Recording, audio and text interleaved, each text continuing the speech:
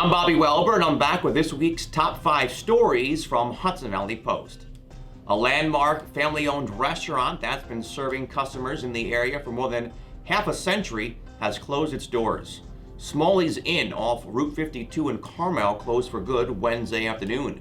The restaurant was known for its Italian food, birthday parties, Halloween parties, long history, and for potentially being haunted. Owners say health and finances are forcing them to close. However, the legend of Smalleys may live on because the restaurant is listed for sale. A new Paltz home's doorbell camera caught a bear walking by the home's front door. It happened last weekend. It's unusual to see bears roaming in the woods or front yards this time of year. Animal control is again warning homeowners to keep garbage cans and grills tightly locked and pet food inside. Those are some of the items that can attract bears and keep them in your neighborhood. Authorities are investigating after a body was found dead in the woods at Harriman State Park. Officials say a father and his children came across the body while riding an ATV Sunday morning.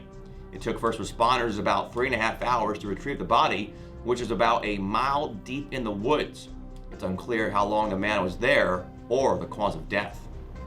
A woman from the Hudson Valley might be featured in the next Sports Illustrated swimsuit edition. In July, SI held an open casting call in Miami to find models for the 2020 Sports Illustrated swimsuit edition. Thousands applied, including Florinda Estrada of Orange County.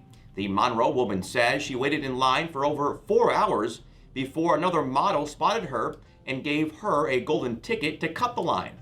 Out of thousands, the JetBlue flight attendant was named one of SI's 16 finalists, and she says 6 of those 16 will be featured in this year's edition. Finally, the threat of a major snowstorm after record-breaking heat topped this week's news. Last weekend's weather was a nice surprise, but a major tease for warm weather fans. The cold reality, it's still January, and that means we're still in peak winter season. And at first, up to a foot of snow was predicted for the region for this upcoming weekend. Since then, the forecast has changed, and now 2 to 8 inches of snow should fall. For more stories that the Hudson Valley is sharing, check out HudsonValleyPost.com.